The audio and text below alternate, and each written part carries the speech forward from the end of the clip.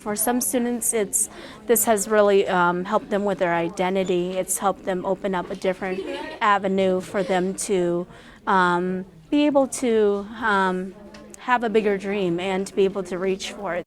Peng Yang, a teacher with Osseo area schools, has taught Hmong for native speakers for 5 years. She not only founded the program, she sought to continually challenge her students to connect with their Hmong identity through a wide variety of methods that include stories, poetry, and even cookbooks. Yang has been honored for her work by various organizations and now as a Bush Fellow. I think what the ideas that I have is something that's very different and unique, and that can help change our educational systems, our systems in general. The Bush Foundation gives grants and investments to people and organizations who are thinking differently about solving problems in their community. We sat down with Peng Yang to learn more about what she plans to do as a Bush Fellow. She is the subject of today's Newsmakers segment.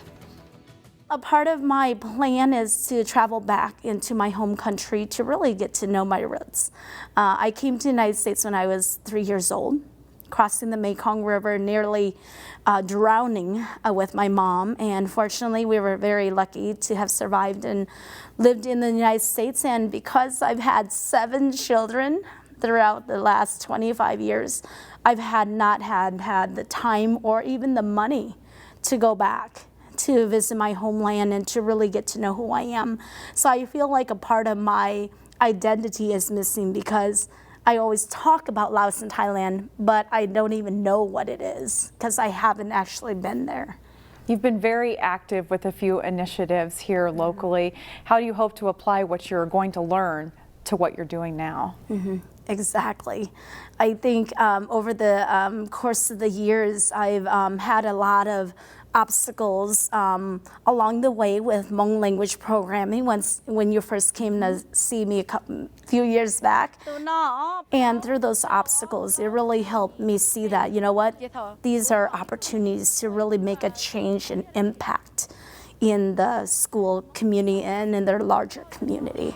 Peng Yang also helped found Minnesota Zhejiang, a group that has held events like this one in Brooklyn Center. It brought people together to learn about the Opportunity Site. Yang hopes the organization can continue to make a difference in the community. That is an organization that Dr. Jenna from the University of Whitewater and I started a few years ago, and that actually stemmed off from work from grant work that Dr. Jenna have received at the national level, pulling Hmong language teachers from across the country working in silo to actually come together and work collaboratively. So through that, we created free Hmong units, we created Hmong language standards, and so much more.